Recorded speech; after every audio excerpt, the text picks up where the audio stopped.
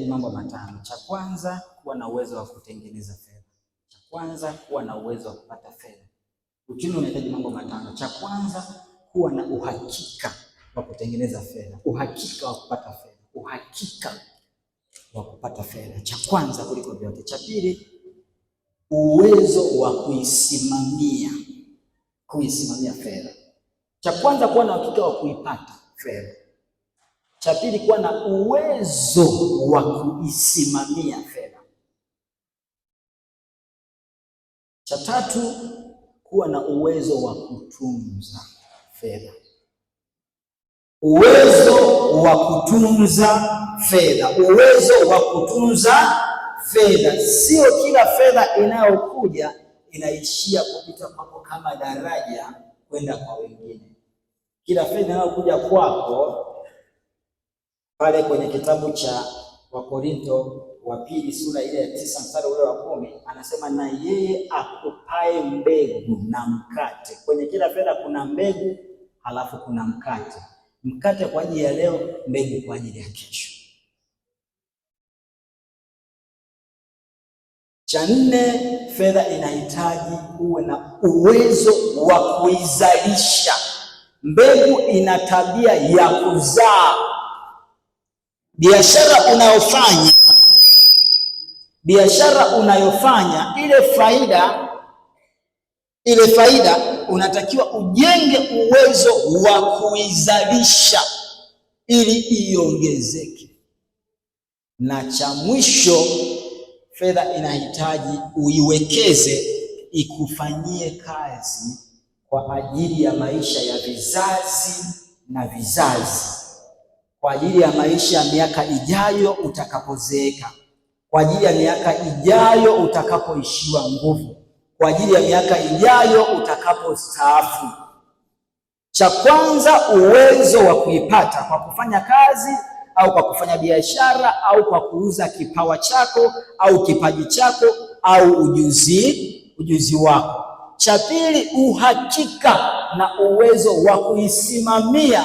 Kuisimamia tunamaanisha kuiongoza. Nenda hapa, nenda hapa, nenda hapa, usipite hapa, usipite hapa, usipite hapa. Na hapo jana nilitoa siri mbili. Siri kuu namba moja ni kuwa na uwezo wa kuandika kwa kila inayoingia na kila inayotoka. Nikatoa njia kwamba daftari lako unaweza kuchukua kaunta buku au daftari lolote au karatasi, unakata mstari katikati, upande wa juu unaandika neno mapato, upande wa kushoto unaandika neno matumizi. Kila fedha inayoingia unaiandika kwa kuanza juu tarehe, then unaandika kila pato linaloingia, unaandika imetoka wapi.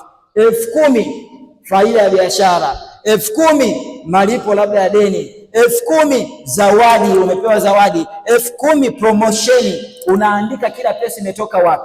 Huku labda 2,000 chai, 1,000 bodaboda, 3,000 umelipa deni kwa mtu, 1,000 ngapi. Halafu siku inavyoisha jioni, unahesabu kilichoingia, unaandika jumla, unahesabu kilichotoka, unaandika jumla, unaangalia, je, nilichoingiza na nilichotoa vipi, uwiano wake ukoje? Cha ajabu utashangaa, unachotoa ni kingi kuliko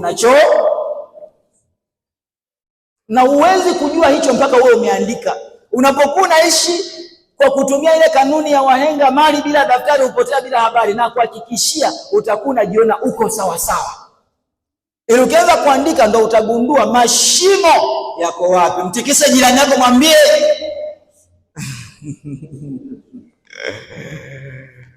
haleluya.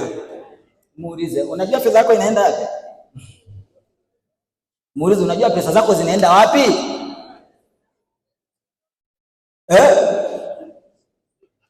Leo ni siku gani? Jumapili. Nataka niwahakikishie kwamba hawa watu walioko hapa wote, ukimuuliza mtu kwamba anakumbuka wiki hii nzima ametumia jumla shilingi ngapi, ni wachache wanaokumbuka. Kama nataka kuhakiki, muulize yanako, unakumbuka umetumia shilingi ngapi wiki hii?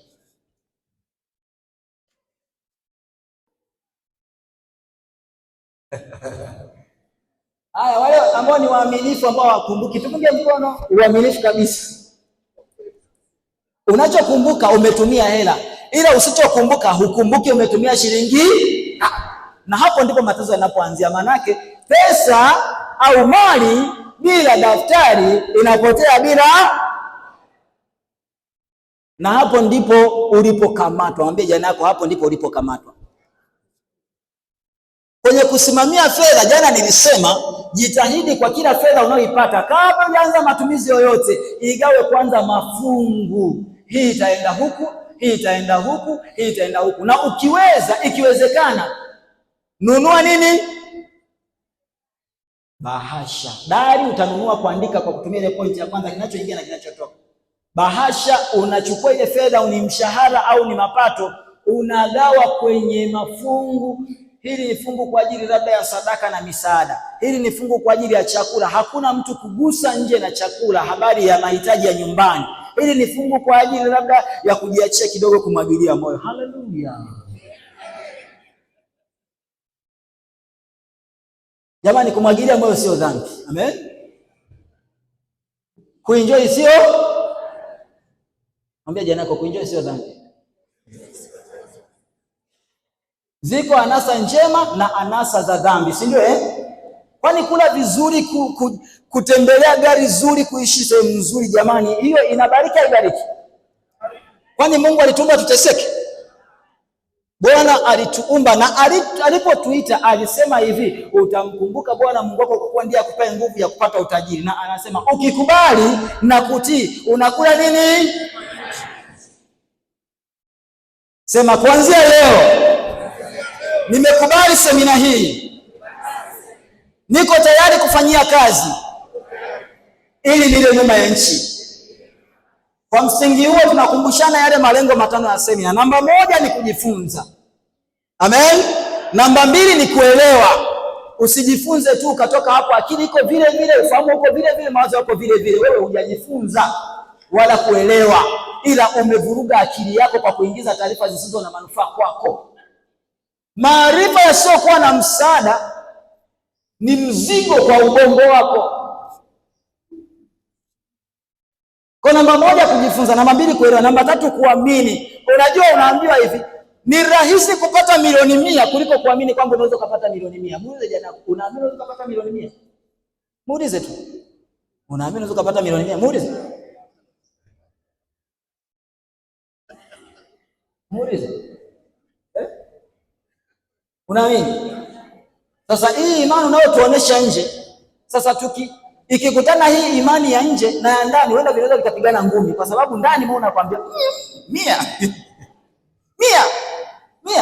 Kwa nini? Kwa sababu bado kuna ufahamu fulani wa kiimani atakiwa kuongezeka, na ndio baba aliyokusudia tuje hapa tufundishane ili tupate faida. Kwa msingi huo naomba tumpigie baba Yesu makofi mengi sana. Lakini pia kabineti yake yote ya viongozi wote walioshiriki kufanikisha semina hii, naomba tuwapigie makofi mengi tafadhali. Lakini pia na kwa wewe mwenyewe kuweza kushiriki semina hii, naomba ujipigie makofi mengi tafadhali. Bwana ndiye atufundishaye ili tupate. Sema, niko tayari kujifunza, niko tayari kuelewa, niko tayari kuamini, niko tayari kufanya, niko tayari kufanikiwa. 2026 ni mwaka wa mafanikio. 2026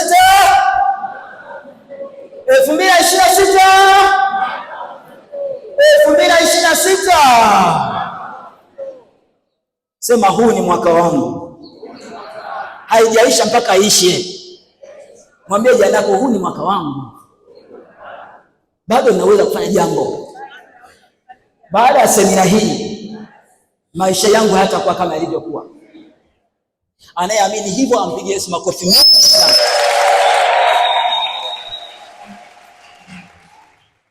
Haleluya. Kwa wale ambao hawakuwepo, siku ya kwanza tulifundishana misingi ya malengo yetu katika semina hii. Ni kujifunza. Kujifunza ni kupokea maarifa. Namba 2 ni kuelewa. Kuelewa ni kupata badiliko la ndani. Namba 3 ni kuamini. Kuamini ni kujenga nguvu ya msukumo wa kuchukua hatua. Nimeona kuna watu wanaitwa faith in nini? Is nini? Faith is nini? Imani bila matendo Unaamini utafanikiwa, ufanye vitendo vya kukufanikisha, ufanikiwe. Unaamini utendi, imani yako ni bure. Kwa lengo letu la tatu ni kujenga imani ya kwamba mimi kipato changu cha sasa, kama baba alivyosema, ni mara 100 duniani. Maana yake Mungu anachokuwazia, anataka hicho kipato chako kizidishwe mara 100. Mara ngapi? Kama unapata milioni 1, Mungu anataka ufike viwango vya milioni 100. Kama unapata 100,000, anataka uizidishe mara 100. Unapata ngapi? Milioni 10, sio? Amina. It is possible to be successful financially. Inawezekana kufanikiwa kifedha kwa misingi hiyo mitano: kujifunza, kuelewa, kuamini, kutenda na kupokea matokeo. Amen. Amen. Amen. Zaburi ya 23 mstari wa kwanza anasema, Bwana ndiye mchungaji wangu. Bwana ndiye mchungaji wangu. Amen. Kwa msingi wa Bwana ndiye mchungaji wangu, sitapungukiwa na hela. Amen. Bwana ndiye mchungaji wangu, sitapungukiwa na utajiri. Bwana ndiye mchungaji wangu, sitapungukiwa na chakula. Bwana ndiye mchungaji wangu, sitapungukiwa na viwekezo au uwekezaji na miradi. Amen. Bwana ndiye mchungaji wangu, sitapungukiwa kwenye biashara zangu. Maana yake kila siku natakiwa uwe na uhakika kwamba kipato kinatosha, fedha ipo, nguvu ipo. Maana yeye aliye na fedha ni nguvu yake, asiye na fedha anakuwa kwenye uangamivu wa umaskini. Amen. Haleluya. Tulisema siku ile kwamba watakatifu katika nyumba ya Bwana tunatakiwa kumjua Mungu katika maeneo matatu. Eneo la kwanza ni kumjua tabia zake na sifa zake, his character and behavior. Namba 2 ni kumjua Mungu katika eneo la nguvu yake, uwezo wake na uzoefu wake, his power, ability and experience. Namba 3 ni kumjua Mungu kwenye eneo la umiliki wa vitu vyake, anamiliki nini? Hapa tunazungumzia yale yote ambayo alipewa Suleiman, ilikuwa ni hekima ya kujua utajiri wa Mungu na mali zake. Watakatifu tumewekeza nguvu kujua sifa za Mungu. Ni mtakatifu, ni mwenye upendo, anatuwazia mema, yeye ni mwema, si ni sifa zake? Ameumba kila kitu na kadhalika. Kwenye nguvu yake ndio tunaambiwa alipasua bahari ya Shamu, si ndio? Aliwapigania watu kadha wa kadha, aliwaokoa Shadraka, Abednego na Meshaki. Tunajua vitu vingi kuhusu uwezo wake na nguvu yake. Eneo ambalo wengi wako nyuma ni kujua kuhusu utajiri wake na siri zinazoongoza huo utajiri. Na hapo ndipo siri za utajiri uliositirika wengi hawapewi, kwa sababu huwezi kupewa dhamana ya kusimamia kitu ambacho ukijui. Ndio maana tukasoma kile kitabu cha Mithali sura ya 1 mstari wa 32 kwamba kurudi nyuma kwa wajinga kutawaua na kufanikiwa kwa wapumbavu kutawaangamiza. Mwambie jirani yako, Mungu anasubiria uwe na uelewa ili akufanikishe. Mwambie Mungu anasubiria uwe na maarifa ili akupe mali zake. Ukiwa na maarifa yenye viwango vya milioni 100, Mungu anaachilia milango na fursa za milioni 100 zije kwako. Ina maana fursa zinazokuja kwako ni zile zinazoendana na akili yako, maana akiruhusu utajiri unaozidi akili yako utakuwa. Kurudi nyuma kwa wajinga na kufanikiwa kwa wapumbavu kuna wanga. Si mnakumbuka kwa habari ya maarifa ilivyoandikwa ya kwamba watu wangu wanaangamizwa kwa kosa nini? Wengine wala hawaangamizwi na chochote, wanaangamizwa na hatua kubwa inayozidi akili. Bwana sifiwe. Waajiriwa, punga mkono popote ulipo, punga mkono. Waajiriwa.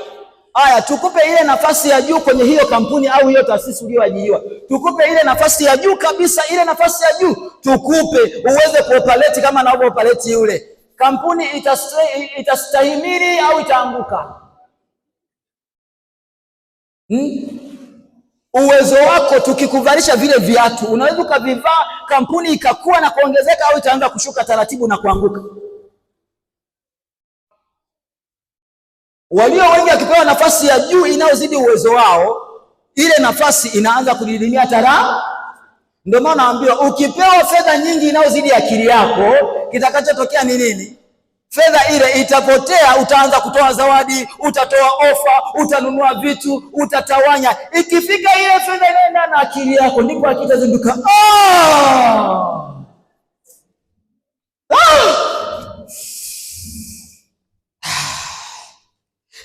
imeenda wapi? Hivi naibiwa hivi? Ni hakuna laana, akili yako. Fedha inamilikiwa na akili, ila inakaa mikononi. Narudia, fedha inamilikiwa na akili na moyo, ingawa inakaa wapi? Mikononi. Unaweza ukapewa simu uishike, lakini sio ya kwako, inamilikiwa na mwenye nini? Moyo wa kwako unatakiwa ujae imani, akili ya kwako inatakiwa ijae maarifa na hekima, si ndio? Amina. Ili mikono yako isitetemeke ikikamata fedha. Kuna watu hata mkipokea hata $500 mikono inatetemeka, unajiona umepata hela nyingi. Uongo. Ishara ya kwamba ukitaka kupima akili yako ya fedha, fanya hivi. Angalia, huwa unashtuka ikibaki shilingi ngapi? Kuna mwingine hata ikiwa $100 anaziona 10 anasema hizi nyingi, tumia tu. Kila naye kuomba unatoa, zawadi unatoa, kila kitu unatoa. Hata kutembea kwenda kazini sehemu ya distance ndogo, unasema nina $100 nipande nitembee kwa miguu. Unapanda bodaboda. Kwa nini? Kwa sababu akili yako inaziona $100 ni nyingi. Itakapobaki 10,000 ukashtuka, ndo akili yako ya fedha.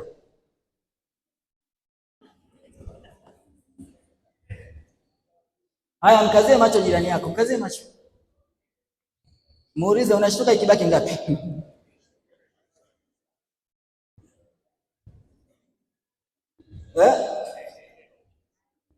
Mpendwa katika Bwana, unashtuka ikibaki ngapi? Ukanda wa Gaza, haleluya. Bethlehem, haleluya. Itikieni, pungeni mkono kama mnaniona. Wote Yudea, haleluya. Galilaya. Jamani, wapige makofi Galilaya, wako tayari kufanikiwa. Alafu ukanda huu tangu jana walikuwa wako juu sana, wako mbele. Ninyi ni wa mwaka wa mbele aisee. Ninyi ni wa mwaka wa mbele. Mnanibariki sana. Amen. Jana nilikuwa nagawanya nikasema mafanikio yana level 3. Level ya kwanza ni mabadiliko ya ndani ya akili na moyo. Akili na moyo, si ndio? Nikasema mabadiliko ya pili ni mabadiliko kwenye eneo la vitendo na tabia. Maana yake tuone vitendo vinavyoendana na ukubwa wa yale mafanikio unayoyaona ndani yako kulingana na maono yako, malengo yako na imani yako, si ndio? Nikasema mabadiliko ya tatu nikasema ni kwenye vitu na hali. Vitu na hali ambao ndo tunaanza kuona sasa umebadilika, unaanza kuishi maisha ambayo ni mazuri, unaanza kuishi maisha yenye utukufu, maisha ambayo kidogo yanavutia, yanashawishi, waliokudharau wanaanza kukusalimia kwa heshima. Haleluya. Ila inaanzia ndani. Hawa watu wa ndani, jamani, mmejaa neema, Bwana yu nanyi. Haleluya. Linda sana moyo wako kuliko yote yalindao, kwa sababu ndiko tokako chemichemi za. Kumbe kama chemichemi za uzima zinatoka moyoni, uzima hata eneo la uchumi unaanzia wapi? Unaanzia wapi? Swali, unajiona ndani yako wewe ni nani? Mithali 23:7 anasema aonavyo mtu nafsini mwake ndivyo. Muulize jana yako, unajionaje? Unajionaje? Jesus. Maana unavyo mtu nafsini mwake ndivyo alivyo. Amen. Amen. Nimejenga msingi, naomba nijitambulishe sasa. Jina langu naitwa Festo Amos, ni mwalimu wa uchumi niliyethibitishwa na Benki ya Tanzania. Nilikutana na hawa walionialika pale CMF kwenye kongamano la wanaume pale Dodoma. Nafikiri kwa mwezi uliopita kama sikosei. Mimi nikawa napiga injili. Unajua kila mtu ana wito wake hapa mjini, hapa duniani, si ndio? Unajua kuna ile injili huionei haya, si ndio? Kama wewe Mungu amekuita kwenye biashara, huwezi kuona haya kwenda mtaa kwa mtaa kutangaza, jamani pipi, jamani karanga, jamani sabuni za maji, jamani nini, jamani, si ndio? Ni eneo la wito wako. Amen. Ulionei, kwa sababu katika hilo kuna uwezo wa Mungu unaoweza kuleta wokovu kwa ajili yako mwenyewe na kwa familia yako na kwa wanaokutegemea. Baada ya hapo unaweza pia kutengeneza kipato kinachoweza kulifaa kanisa. Amen.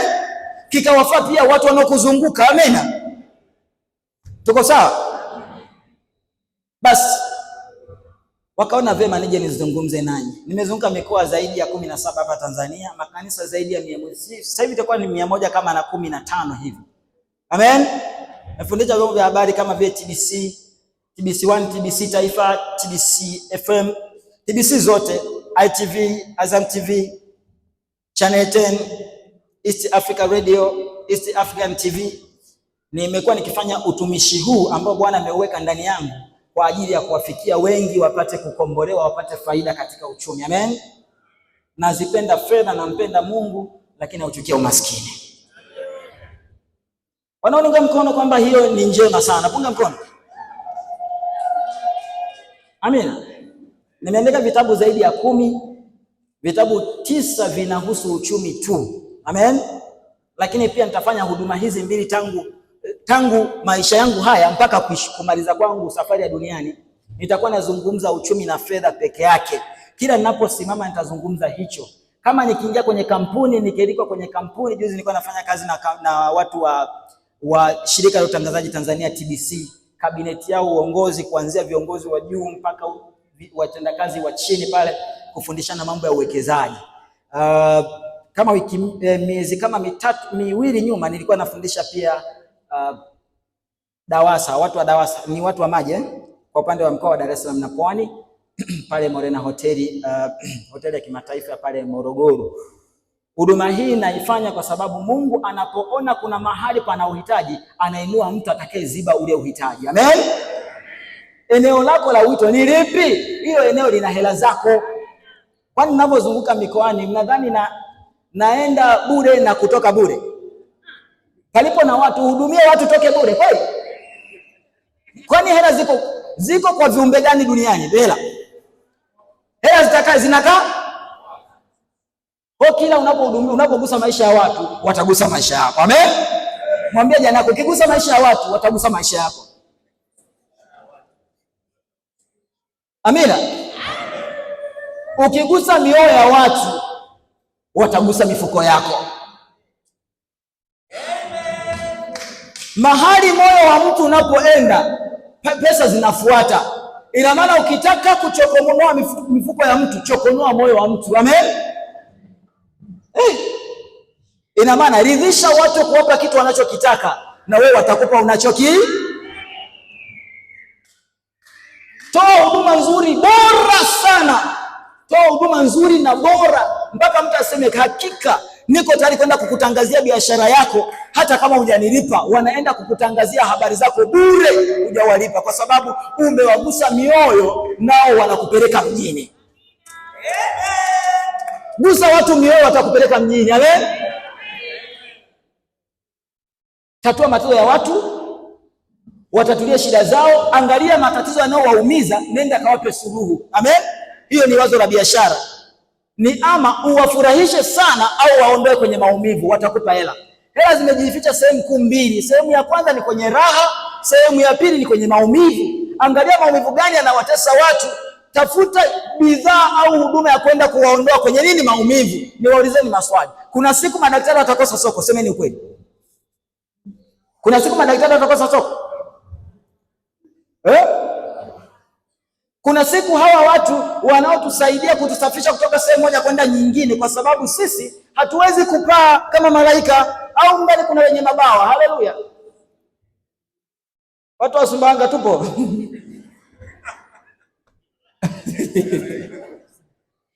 Bwana asifiwe. Kama huna mabawa, unatafuta mtu aliyetengeneza mfumo wa kusafirisha watu, unampa hela na kupeleka unakotaka kwenda, si ndio? Na hizo ni fedha. Ndio maana nikasema jambo la kwanza, tafuta hela, tengeneza fedha kwa namna yote ile, kwa kufanya kazi, kwa kujiajiri, kwa kuajiriwa. Tatua maisha ya watu au wape watu furaha, wape raha. Tengeneza mziki mzuri, melody, mtu akisikiza anasema oh haleluya, najihisi kama niko mbingu ya 7. Mtu uzuri ni kwamba mtu akilewa na furaha anakupa hela bila kuhesabu ni kiasi gani, si unaelewa? Furahisha watu, atakupa hela.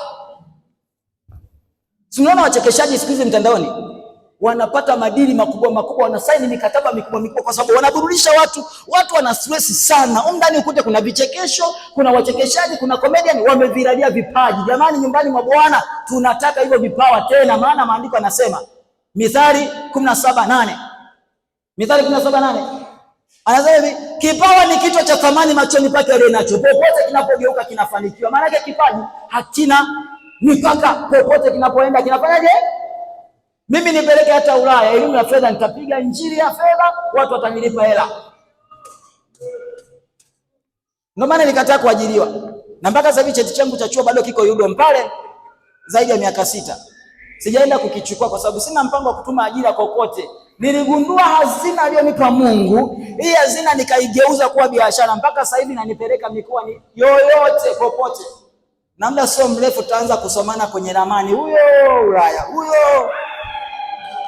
Kwani Bwana alipozungumza habari ya injili alisema enendeni mkawafundishe watu wa nyumbani kwenu na vitongoji na vijiji pekee yake. Sasa alikwambia nendeni kwa mataifa ulimwenguni.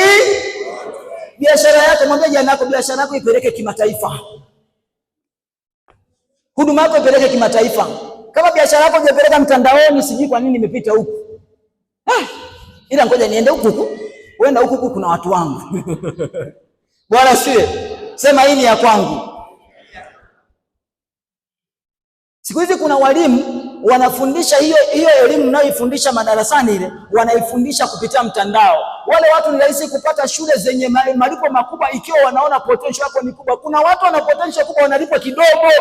Hicho kitu watu hawajakijua. Jitangaze. Jitangaze. Utafute fursa. Amen. Amina. Anyway, wewe nianze hapa. Kuna mnakumbuka Hisabati? Nenda spidi kwa sababu hapa nataka tuende vizuri. Kwenye Hisabati kuna herufi kuna alama kuu 4. Mtu anani, kama utaweza kutusaidia utatuchorea hivi. Unachora kama msalaba. Pop, pop. Sawa? Chora kama msalaba hivi. Unaangalia uchumi unaendaje, sio? Nataka nifundishe kitu kinaitwa multiplication of income, mazidisho ya kipato. Amen? Kupitia akiba na uwekezaji. Haleluya. Amen? Namna kuzidisha kipato chako maradufu na zaidi. Amen? Chukua hapo kwenye daftari lako, unakata mstari hivi na hivi kama kikujumlisha fani hivi. Upande wako wa juu weka alama ya kujumlisha, huku weka alama ya kuzidisha. Upande wako wa chini weka alama ya kutoa na alama ya kugawanya. Si hivi? Kulia juu jumlisha, upande wa kulia juu kuzidisha, upande wa chini kushoto kutoa, upande wa chini kulia kugawanya. Sawa? Sasa nikwambia kwa nini maskini wengi wako chini siku zote? Maskini wanatumia alama hizo za chini ya kutoa. Kila anapopata fedha, kazi yake anaipitisha, anaitoa hiyo, anaitoa hiyo, anaitoa hiyo. Anapata mshahara mwezi wa kwanza anautoa wote. Anapata mshahara mwezi wa pili anautoa wote. Anapata mshahara mwezi wa tatu anautoa mpaka mwezi wa 12. Anamaliza mwaka, kuingia mwaka mpya analazimika kwenda kukopa kausha damu ili alipe ada za watoto. Fedha yake yote amefanyaje? Semeni, amefanyaje? Kuna kufanikiwa hapo? Kuna kufanikiwa hapo?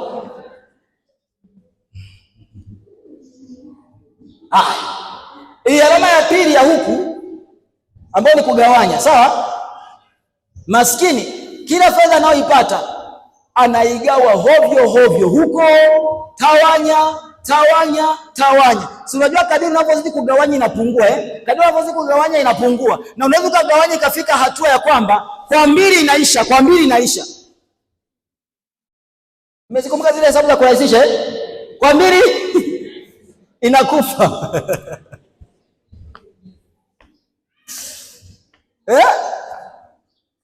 Maanake unagawa kwa 2, matatizo kwa 2, shida kwa 2, taabu kwa 2, mateso, mpaka kile cha mwisho unaishia kwenda kukitumia kama mtu ambaye anamalizia tonge ambalo hata halimshibishi. Maisha ya maskini. Maisha ya matajiri wanatumia hizo alama mbili, alama ya kujumlisha na alama ya kuzidisha. Alama ya kujumlisha naitumiaje? Kila fedha anayoipata anachukua hazina, anaiongeza kwenye hazina yake. Haleluya! Mali ya mtu tajiri ni mji wake wa nguvu. Uangamivu wa maskini ni umaskini wao wenyewe. Mithali 10:15. Mali ya mtu tajiri ni mji wake wa nguvu, bali uangamivu wa maskini ni umaskini wao wenyewe. Mithali 10:15. Maana yake ni nini? Tajiri akipata fedha anachukua sehemu ya ile fedha kabla hajaipeleka ulimwenguni, maana fedha ni kawaida inatakiwa kuzunguka, si ndio? Kabla hajaipeleka kwa wengine. Maana maskini hadi ikifika tu anaipeleka, anaitawanya, anaitoa. Ila tajiri anachukua, anaenda kujumlisha kwenye ile hazina yake aliyokuwa nayo. Anaenda kujumlisha kwenye ile hazina yake. Anaenda kujumlisha kwenye ile hazina yake. Je, mwenzetu, ukipata fedha unaenda kuijumlisha au unaitoa?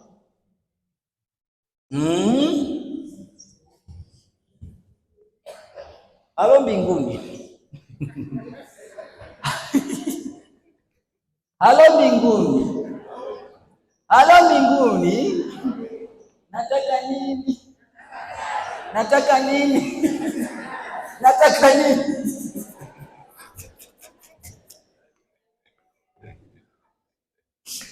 Unataka gari, sio? Kwa mtindo huo wa kutoa itapatikana. Maana kama ni tajiri anataka gari, tajiri akitaka gari, unachokifanya ile fedha inayopatikana anaendelea kuongeza kwenye ile hazina mpaka inapatikana pesa ya kununulia nini? Gari. Amen? Tuko sawa? Tajiri akitaka kutimiza lengo lolote kwenye kile anachokipata, anachukua sehemu anaiongezea ili kutengeneza msingi, mtaji na mbegu. Si mnakumbuka kwenye kitabu cha Wakorinto wa pili amezungumza habari ya nini? Ya awapae mbegu. Wakorinto wa pili sura ile ya 9 mstari wa 10. Amen. Swali, mwenzetu, wewe unakula vyote, unakula mkate, unakula na mbegu. Mwambie jana yako hilo ndo tatizo lako. Mwambie hilo ndo tatizo lako. Mwambie kwanza leo badilika. Mwambie jifunze, elewa, amini, fanya, fanikiwa. Jifunze, elewa, amini, fanya, fanikiwa. Mungu hawezi kukufanikisha kwenye kitu ambacho haukijui. Amen. Wenye ufahamu wanapata upendeleo. Sema kuanzia leo nimepokea ufahamu, navutia upendeleo wa mafanikio. Sema kuanzia leo nimepokea ufahamu, navutia upendeleo wa mafanikio. Amen. Amen. Sasa basi, Mungu tabia yake anaangalia ndani yako kuna nini kabla hajakupa nje, kwa sababu akikupa nje kabla hujajengwa ndani, ikile kitu akidumu. Ndio maana Musa Mungu alipokuwa anataka kumtumia Musa, alimwangalia ndani yake. Ndani yake Musa alikuwa amejaa hofu, mashaka na vijisababu. Anasema excuse. Mwambie janako acha excuse. Rudia tena excuse. Visingi. Siwezi kuweka akiba, kipato changu ni kidogo, siwezi kuweka akiba. Haitakusaidia. Mwambie janako haitakusaidia. Visingizio havilipi ada. Amen. Visingizio havinunui unga. Sawa? Ambia janako kuanzia leo acha visingizio. Kuanzia leo acha visingizio. Wangapi wanamuelewa mwalimu Amos? Funga mkono popote ulipo. Funga mkono popote ulipo. Amina, amina, amina, amina. Amina, amina, amina, amina. Visingizio ni vichaka vya watu wasiotaka mafanikio. Visingizio ni vichaka vya watu wasiotaka mafanikio. Amen. Visingizio ni vichaka vya watu wasiotaka nini? Mkitaka kukubaliana na hili, someni kile kitabu cha, nafikiri ni Luka sura ya 19 anapozungumza habari za Zakayo. Si alikuwa mfupi? Zakayo lengo alitaka kufanikiwa kumwona nani? Kisingizio cha ufupi wake hakikumpa sababu ya kutopambana kumuona Yesu. Alitafuta suluhu la kutatua tatizo la nini? La ufupi kwa kupanda nini? Kwa kupanda nini? Kupanda mkuyu. Amen. Mwambie jirani yako, tafuta mkuyu wako upande. Mkuyu wako inawezekana ni maarifa. Amen. Mkuyu wako inawezekana ni kutafuta watu. Tafuta watu wa kufanikisha. Amen. Juzi nilikuwa na maombi ya tatu kavu, kujiombea mimi binafsi na maisha yangu. Amen. Unajua maisha yanaongozwa kiroho. Nilikuwa na maombi yangu, nikaenda kwenye bustani moja inaitwa Gethsemane Garden, iko Kigamboni kule, na iko chini ya pastor nani huyu Miamba, yule aliyekuwa anaigiza na kina nani pale, mnamkumbuka Pastor Miamba. Nimeenda kwenye ile bustani, bonge moja bustani, nimekosi zaidi kama bilioni hivi, bonge moja la investment.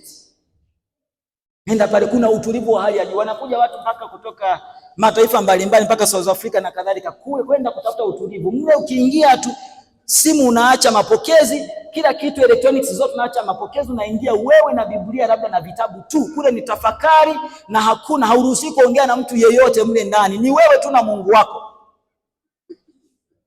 Utulivu wa hali ya juu sana. Wakati natoka nilifanikiwa kutoka na pastor, nikawa nazungumza naye. Moja ya vitu alivyoniambia Pastor Miamba, anasema kufanikiwa ni kitu ambacho kinawezekana, lakini unahitaji uwe ni mtu anayetambua unachokitaka, lakini pia Mungu akupe watu, na hao watu ujue namna ya kuwatumia. Amina.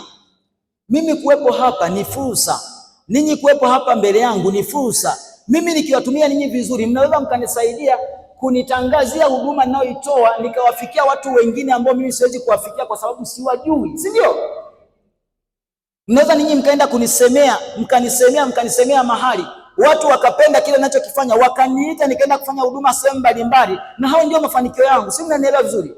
Wewe ukienda kuambia watu wa Vikoba kwamba kuna mwalimu anafundisha uchumi na fedha, anaweza kutufaa, manake mimi nakuwa jina langu limepelekwa na wewe, kwa sababu pengine umevutiwa, nimegusa moyo wako. Ukigusa moyo wa watu, wanakuingiza mjini. Unahitaji watu, lakini ili watu wakuone wa maana, hakikisha una kitu cha kuwapa, ili wewe wanakukumbuka. Kila likija jambo linalohusiana na eneo lako, wewe uwe wa kwanza kutajwa. Amina. Mwambie jirani yako, kuwa bora kwa kila kitu. Hallelujah. Be better, kuwa bora hata kama ni kitu kidogo, fanya kwa ubora, fanya kwa uzuri. Amina. Nilikuwa naangalia pale, nilikuwa nimekutana na mtu mmoja pale, kuna watu nilikuwa nakutana nao kwa ajili ya appointment pale soko la kimataifa la East African Commercial and Logistics Center pale Ubungo, soko la kimataifa la East Africa ambalo limetengenezwa pale soko jipya. Sasa nilikuwa naangalia kuna kijikampuni hivi kipya kimepewa mkataba wa kuwa kinafanya usafi pale kwenye nani, muda wote wako busy. Wewe unafikiri ni mabilioni mangapi wamewekewa pale kwenye account? Soko lile lina ngazi nyingi kwenda juu, apartment, sehemu nyingi ambazo pale wanafanya muda wote wako busy wanafanya usafi. Manake ni mtu mmoja alipata wazo, huenda alikuwa kazi yake ni usafi, lakini alipofanya kwa ubora amepewa mkataba wa kubadilisha maisha yake jumla. Amen. Inawezekana wewe unatengeneza sijui nini chochote, unaweza kupata mkataba mmoja ukakutanishwa na kampuni moja ikabadilisha kila kitu kwenye maisha, lakini huwezi kupewa nafasi kubwa mpaka unafanya kwa ubora. Haijalishi unafanya nini, fanya kwa ubora. Mwambie jirani yako, fanya kwa ubora. Hata kama nafasi ndogo umepewa, itumie kwa ubora na kwa kiwango ambacho kila atakayesikia hata dakika 2-3 aseme hakika huyu mtu ana kitu na muhitaji, na ninaweza kumuunganisha na watu wengine, kwa sababu alichonacho hakifai kuishia hapo, kinatakiwa kwenda kimataifa. Amen. Hakuna kuishia robo finali, tunaenda mpaka na kombe. Utajua haya timu fulani hapa, utasikia timu nani, shauri yenu. Bwana tusaidie sana. Amen. Amen. Tufanye kwa ubora. Sasa kwenye zile alama 4, punguza kutoa, punguza kugawanya. Ninapozungumza ile ya mwanzo, kanuni ya usimamizi wa fedha, na maanisha uibudget kabla hujaanza kuitumia, ndio ninayoizungumzia. Lakini inayoizungumzia hii ya kimaskini ya kugawa sio ya kugawanya ili kupangilia. Wengi wanagawa ili kutapanya. Hiyo ndiyo mbaya. Haifai, haifai, haifai, haifai. Kila mtu anayepata fedha anao nafasi ya kuwa tajiri. Amen. Sasa ile ya mwisho ambayo ni ya kuzidisha, ni kuulizeni swali. Hivi ukipanda harage hii au punje ya hindi, punje ya nini? Muhindi au hindi sijui. Tajua wenyewe, mimi Kiswahili kimekacha form 3. Punje moja ya muhindi au hindi likizaa inazaa punje ngapi? Nyingi. Ile ndio inaitwa multiplication, mazidisho. Na unapata mazidisho pale unapopanda nini? Mbegu. Pale unapopanda nini? Kwa maana yake unapopata fedha unaisimamia, unaitunza, mwisho unaipanda sehemu. Unapata fedha, unaisimamia, unaitunza, unaipanda. Unapata fedha, unaisimamia, unaitunza, unaipanda. Hebu twende hapo, twende. Unapata fedha, unaisimamia, unaitunza, unaipanda. Twende. Unapata fedha, unaisimamia, unaitunza, unaipanda. Unapata fedha, unapata fedha, unaisimamia, unaitunza, unapata fedha, unaisimamia, unaitunza, unaipanda. Maskini anapata fedha, anaitoa yote, hasimamii, kwa sababu hata utoaji wake unatoka bila mpangilio. Amen. Unaipata fedha, unaisimamia, unahakikisha kila inakoenda inaenda kwa mahesabu makali, kwa mahesabu.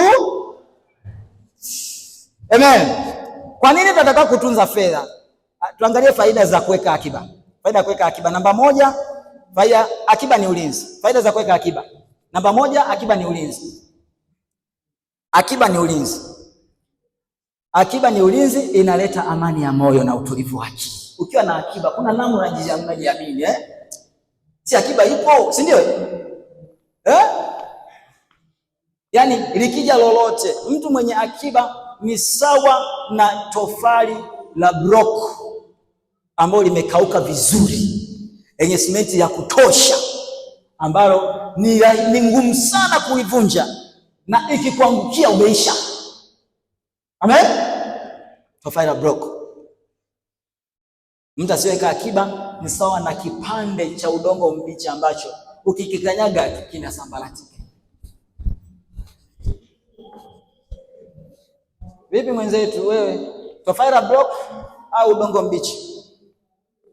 Hali yako vipi? Vipi mpendo, hali yako? Hali yako vipi? Unaridhika nayo? Hii ni injili ya mabadiliko, sauti ya mtu aliaye nyikani. Mimi niko waziwazi, sijajificha, niko live. Amen. Niko live, tunaenda nchi ya Kanaani, kula mema ya nchi, maziwa na asali ni haki yetu. Amen. Amen. Tunajifunza, tunaamini, tunaelewa.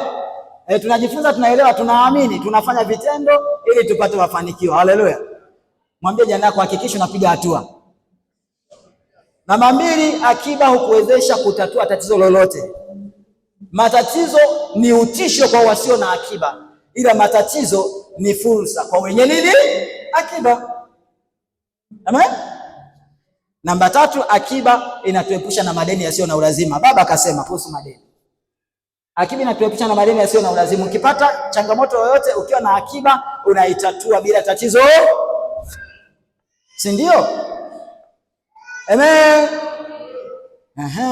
Watu wa Kapernaum kule mwishoni, funga mkono namna hii hapa Kapernaum.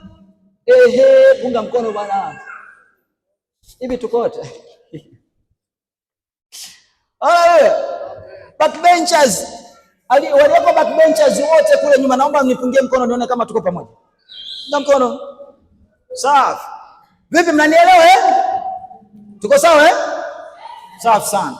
Haya. Namba 4, akiba ni mbegu ya utajiri. Akiba ni mbegu ya, ndio maana nikasema hivi, unapata fedha, unaisimamia, unaitunza, halafu unaipanda. Akiba ni mbegu ya utajiri. Kila anayeweka akiba anaona nafasi ya kupata utajiri, maana Mungu ndiye akupaye ile mbegu. Unakumbuka lile andiko ambalo baba amesoma wakati anaombea fungu la 10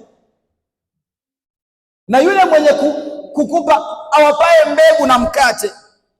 Mkate ni kwa ajili ya leo, mbegu ni kwa ajili ya kesho. Mkate ni kwa ajili ya leo, mbegu ni kwa ajili ya. Kuna mtu mmoja aliwahi kusema hivi, if you can't save, the seed of greatness is not in you. Kama huwezi kuweka akiba, mbegu ya ukuu haiko ndani yako. Haya, muulize jana yako, vipi? Kuna mbegu ya ukuu kweli ndani yako? Muulize afu mwangalie usoni. Ndani yako. Vipi mbegu ya ukuu imo? Hata kama ilikuwa haimo leo tunaipanda kwa jina la Yesu. Na hii mbegu inaota na inazaa 130, 160 na 100. Na kila mwenye kuamini aseme amen. Amen. Namba 5, akiba husaidia kutimiza lengo lolote la kifedha. Amen. Njia pekee ya kutimiza malengo ya kifedha ni kuweka akiba. Una lengo la kupata kiasi fulani, ili litimie, weka. Njia rahisi ya kutimiza lengo lolote la kifedha ni kuweka nini? Akiba. Itakusaidia kutimiza malengo kwa wakati. Amen. Haleluya.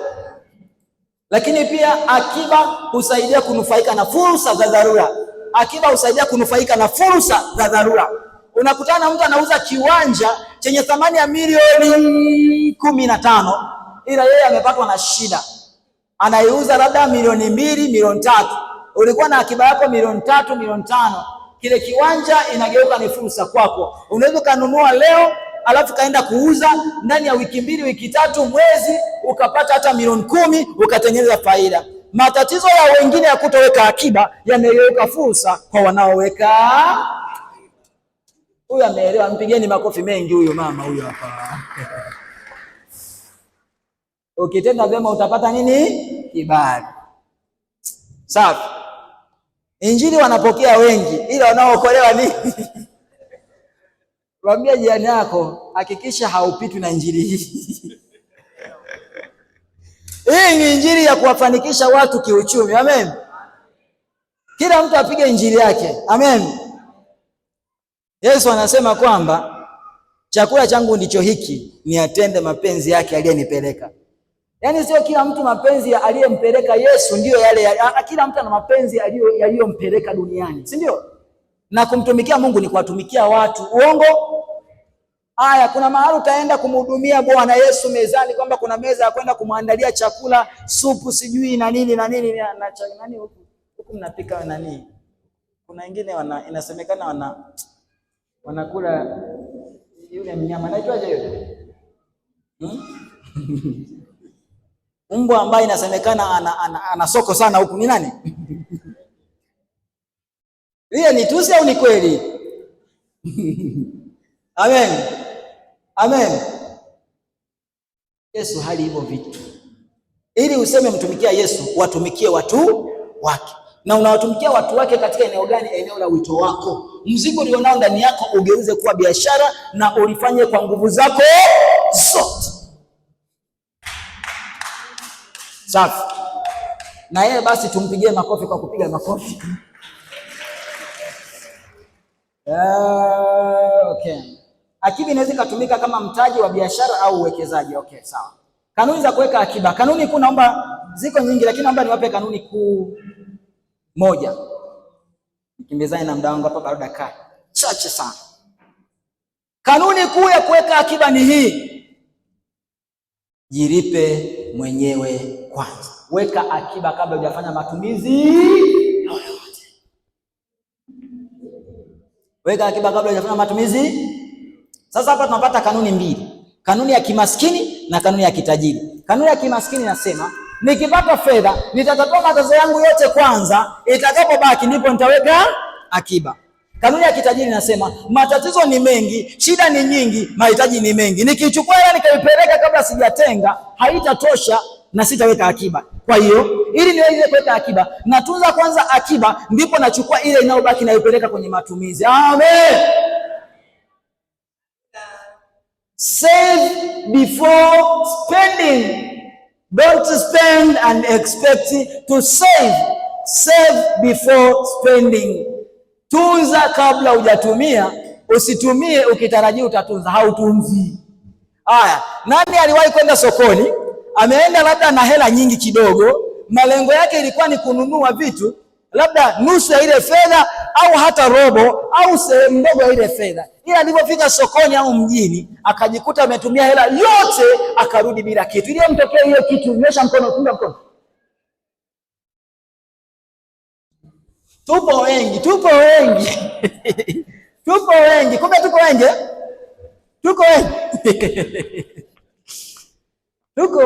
kumbe tuko wengi. Unajua kwa nini ilitokea? Kwa sababu nilivunja kanuni ya kwanza, usitembee na hela nyingi ambayo iko kwenye bajeti ya matumizi. Hiyo tunaikumbuka Usitembee na hela ambayo hujapanga kuitumia.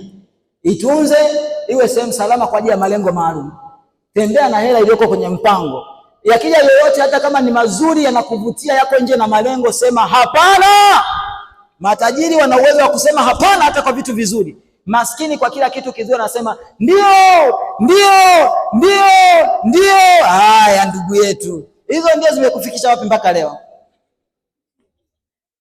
Mwambie jirani yako, ndio zitakuponza. Ndio. Matajiri wala hawafanyi kila kitu, hawanunui kila kitu. Sasa shida iko hapa, sikiliza. Shida iko hapa.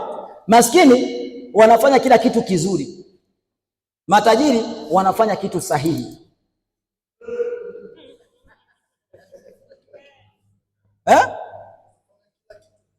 Maskini wanafanya kila kitu kizuri. Akiona shoga yake anaenda kwenye shughuli, yuko tayari kwenda kukopa, amchangie. Si ni kitu kizuri? Utu wema, fadhili, uaminifu.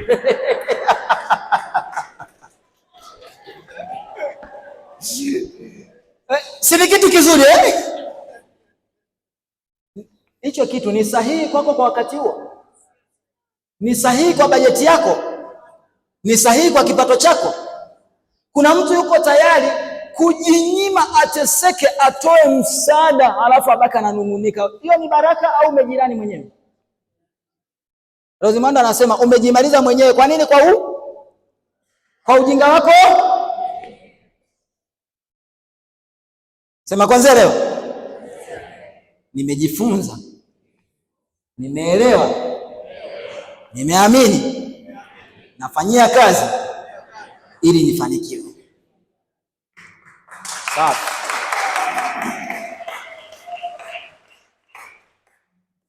Anayesikia kuna badiliko linaingia moyoni mwake, punga mkono. Badiliko linaingia moyoni mwako Hekima ikuongoza na ufahamu kuongoza. Amen. Kwa nini nimekwambia tenga akiba kabla ya kufanya matumizi yoyote. Hiyo itakusaidia na itakufikisha juu kwenye kilele cha mafanikio. Amen. Tupo live YouTube, si ndio? Sisi ni wa kimataifa bwana. Watu wa Mlandege nafikiri mchezo ni watu ambao wako chini ya askofu mwenye maono makubwa. Sio askofu tu, askofu tajiri. Si ndio?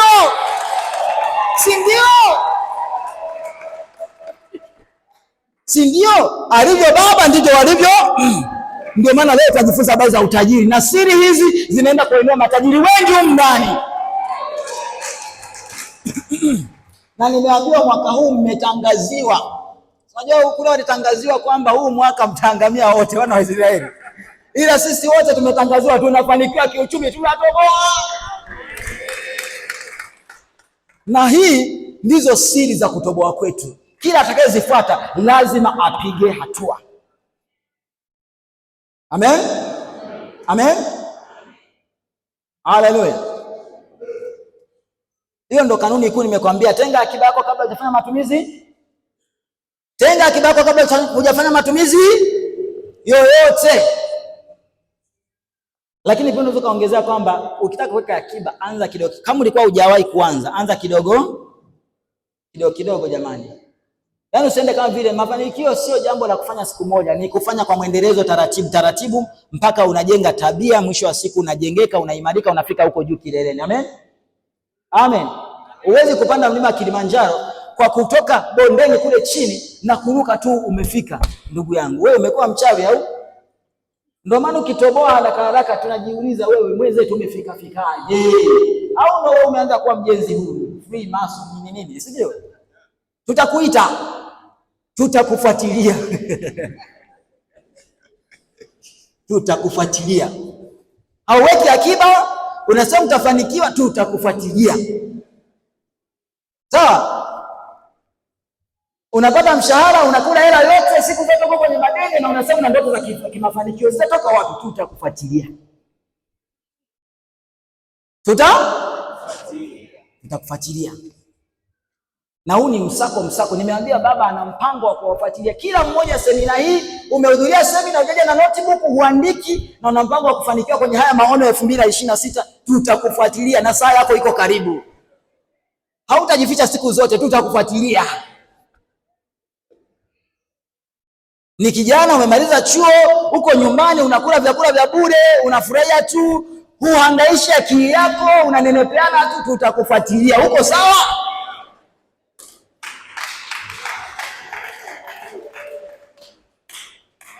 Tuwafuatilie, tusiwafuatilie? Safari hii tutawachapa na viboko. Unaangalia tamthilia asubuhi, mchana, jioni, mwisho tu kisa wameweka wifi nyumbani ya bure, unakaa tu na scroll mitandaoni, Facebook, Instagram, si wapi. Tutakufuatilia. Uko sawa? Una mpango wa kuja kuwa baba, una mpango wa kuja kuwa mama bora. Are you serious?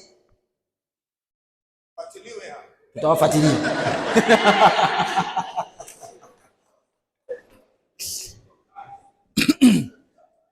Amen. Tutawafuatilia. Haya, ukiweka akiba unaiwekeza wapi? Maeneo ya kuwekeza namba moja. Maeneo ya kuwekeza namba moja kwenye ardhi. Nunua viwanja. Viwanja vinaongezeka thamani. Amen. Nunua viwanja, na kama lengo lako ni kuwekeza kwenye viwanja, unapoanza mwaka, weka malengo mwaka unanunua viwanja kadhaa. Amen. Maeneo ya kuwekeza namba moja, wekeza kwenye viwanja. Viwanja vinalipa, vinaongezeka thamani, na ndiyo sehemu yenye utajiri namba moja duniani kote, ardhi. Na ndiyo utajiri mama ambao Mungu aliuumba kabla ya utajiri mwingine wowote. Alipotenganisha tu ardhi na bahari, ardhi aliipa thamani ambao hakuna namna, hakuna mahali ardhi imewahi kurudi nyuma tangu mbingu na nchi kuumbwa. Uwekezaji wowote unaweza ukarudi nyuma, biashara inaweza kurudi nyuma, ila ardhi thamani yake haijawahi kurudi nyuma, kwa sababu kadiri watu wanavyozidi kuzaliana na kuongezeka, amen, watu wanavyozidi kuzaliana na kuongezeka, ndivyo ambavyo uhitaji wa ardhi unazidi kuwa mkubwa. Ila kuna watu wameendelea kujibana huko nyumbani. Ondokeni huko, mwende mkapange. Ondokeni. Haya, msako jamani. Kama unamiliki watoto wamemaliza shule, hawataki kufanya kazi huko nyumbani, wafukuzwe.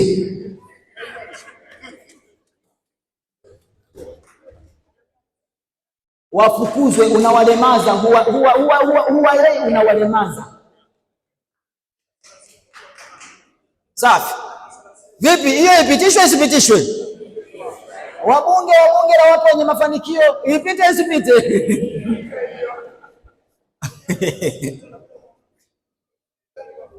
Haleluya. Tumeipitisha, amen. Eneo la pili, mifugo. Kama unaweza kufuga kuku, ng'ombe, mbuzi, punda, ngamia, farasi, sungura na kadhalika, mifugo inalipa na inazaa na kuongezeka. Amen. Mifugo. Hakikisha ile mbegu ya akiba unaenda kuipanda sehemu, na wafundisha watoto wenu.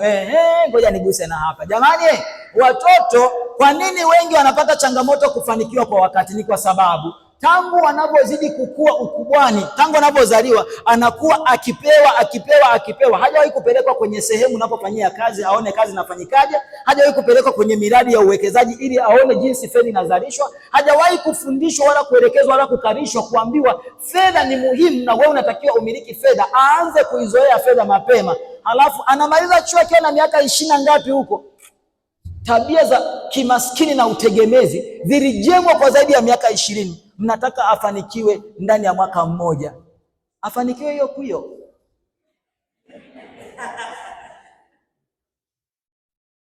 Afanikiwe hiyo which?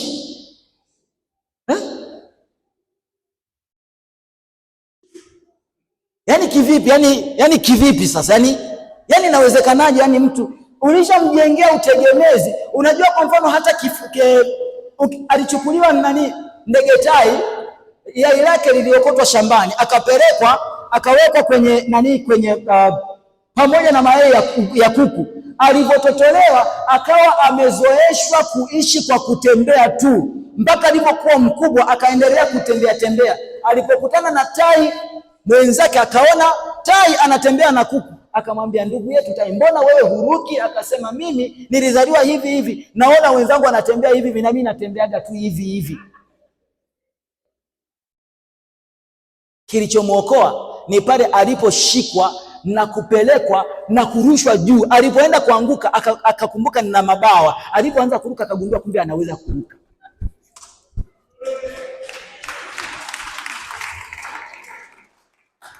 Mwambie jana, una uwezo wa kuruka. Wewe sio kuku, wewe ni tai.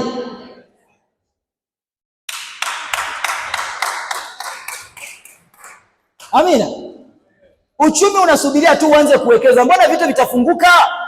Mbona miradi itakuja? Mbona utatajirika? Utafanikiwa. Kufanikiwa ni siri ya kuelewa, kuamini na kutenda, ndipo unapokea.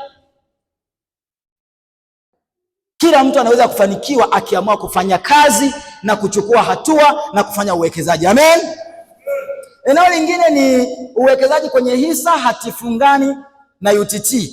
Sasa hapa chini nitaizungumzia kwa dakika hizi chache, na wakati namalizia hisa, hatifungani na UTT. Lakini hapo kuna eneo la usafirishaji pia, mambo ya bodaboda, bajaji, kosta na kadhalika.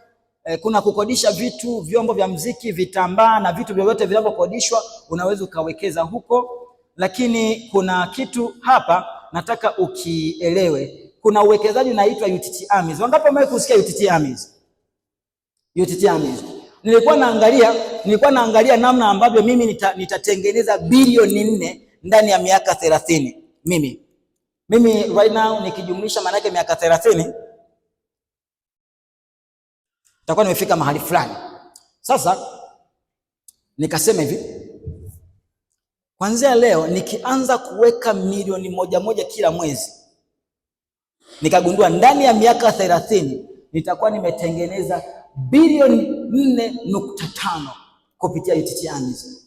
Milioni moja kila mwezi kwa miaka 30. Uwekezaji mkubwa au uwekezaji unaoleta utajiri ni pale unapowekeza kwa muda mrefu kidogo. Nikaangalia ukiweka 50,000 kwa miaka 20 utakuwa umetengeneza milioni 98 miaka 20.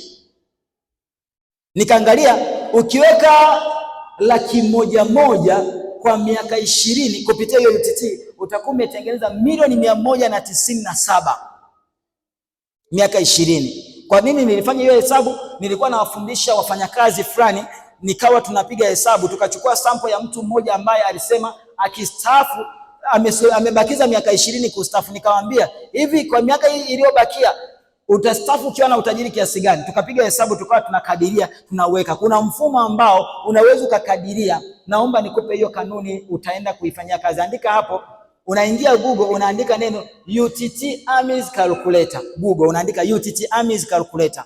Unaandika UTT AMIS calculator. UTT AMIS calculator. Google hiyo. Unaenda kwenye website ile ya kwanza, utaona sehemu ambayo imeandikwa monthly investment, utaweka kiasi chochote. Alafu pale kuna sehemu wanaita ile interest huwa ni 12%. Alafu kuna sehemu ya period unaweka miaka yoyote unakadiria. Unaenda sehemu ya submit, alafu unakuja kuangalia matokeo pale chini. Amen. Tukifika hapa patamu zaidi, unashangaa ndo muda unaisha, bado dakika 5 na malizia. Ndo hapa atasema hivi, leo tumekuja kuonjeshana. Yamkini tukipata neema wakati mwingine, kwa kuwa tunao safari ya kujenga utajiri, na utajiri ni lazima, hakuna namna tunaepuka. Kuna siku kwa neema ya Mungu, mimi sio nabii, ila najua kuna siku tutakutana tena. Kama sio hapa basi uko mitandaoni, kama sio mitandaoni kwenye TV, kama sio kwenye TV basi tutahudhuria kwenye semina kadha wa kadha. Lakini hii ni aruta continua, safari bado inafanyaje? Amen. Sasa UTT hiyo ni nini basi? UTT ni taasisi ya serikali iliyoko chini ya Wizara ya Fedha na Mipango. Lengo kubwa la hiyo taasisi ni kuhakikisha watu wanafanya uwekezaji wa pamoja ambao wanaita collective investment au mutual funds. Hiyo taasisi inakusanya mitaji mbalimbali ya wawekezaji inaenda kuwekeza kwenye hisa, yani kwenye makampuni, labda wanaenda kuwapa labda Vodacom, wanawapa labda NMB, wanawapa labda CRDB, wanawekeza huko. Wale wafanya biashara, ale makampuni yanafanya biashara, yakimaliza kufanya biashara, ile faida inayopatikana wanakuja kuwagawia wawekezaji ambaye ni mimi na wewe. Na uzuri wa UTT ina kiwango cha chini, unaweza kama unawekeza hata 10,000. Ndio maana kule kwenye mwanzoni kwa waliokuwepo asubuhi niliuliza, una mfumo wa kuwekeza angalau kila siku au kila wiki? Angalau kila siku au kila wiki. Mimi nimetengeneza mfumo ambao nawasaidia watu kufanya uwekezaji endelevu kila siku na kila wiki kupitia WhatsApp group. Wewe unawekeza huku, natuma notification, ujumbe wa uthibitisho kwamba umewekeza kweli.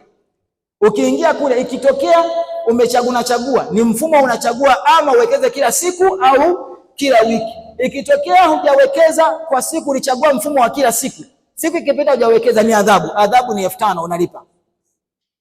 Adhabu. Ukitaka kwenda mbali, nenda na wanaoenda mbali. Ukitaka kufanikiwa, ambatana na mifumo ya kukulazimisha ili usi unajitetea. Kujitetea kunawarudisha nyuma wengi. Mwambie jirani yako, punguza kujitetea. Kujitetea kwingi, kipato kidogo, mahitaji mengi, utegemezi. Sasa wewe utegemezi, kwani wewe utegemezi kabla hujaanza kupata hela? Sio alikuwa anaishi jamani? Wewe ukifa nadhani watakufa? Hawafi. Na kuhakikishieni hivi, ni vile mnajifanya kwamba ninyi ndio Alfa na Omega, mwanzo na mwisho.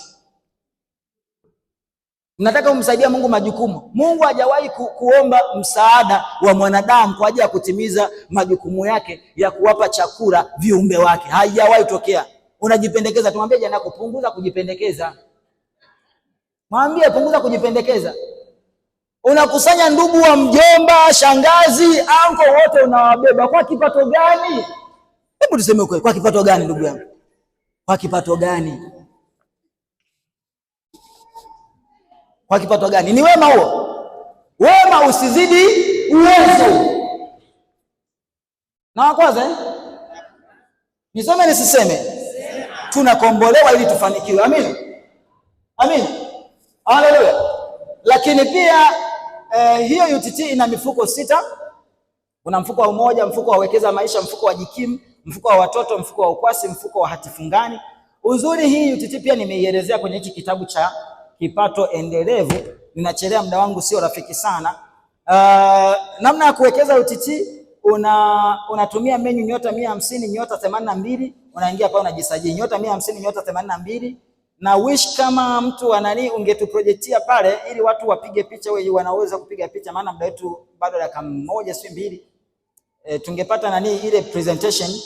UTT unaingia namna ya kujisajili *150 *82 leli.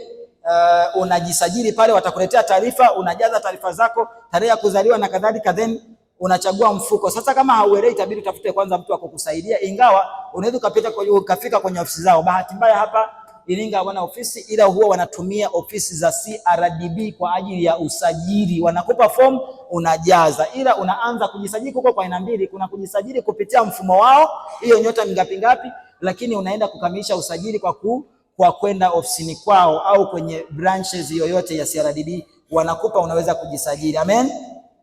UTT na utajiri mkubwa sana, watu wengi wamewekeza huko. Amen. Lakini pia uwekezaji mwingine ni kuna uwekezaji kwenye hisa. Naona kuna mifuko pale, unaweza kaipiga picha. Hebu wapeleke hapo sehemu namna ya kuanza kujisajili. Wapeleke hapo chini yake UTT namna ya kuanza kujisajili. Unawezaje unaanzaje kuwekeza UTT AMIS? Pale unaweza Lakini pia kuna kitu kinaitwa hisa. Hisa ni sehemu ya umiliki wa kampuni au biashara. Hisa ni sehemu ya umiliki wa kampuni au biashara na ina faida kuu mbili. Faida ya kwanza ni gawio. Kampuni ukienda kuwekeza mtaji wako, ikipata faida inakuja mnagawana faida yote ile. Amen. Lakini pia vipande huwa vinaongezeka thamani. Kwa kumalizia, ngoja nitoe mfano mmoja. Kwa mfano, CRDB mwaka 2024 CRDB ilikuwa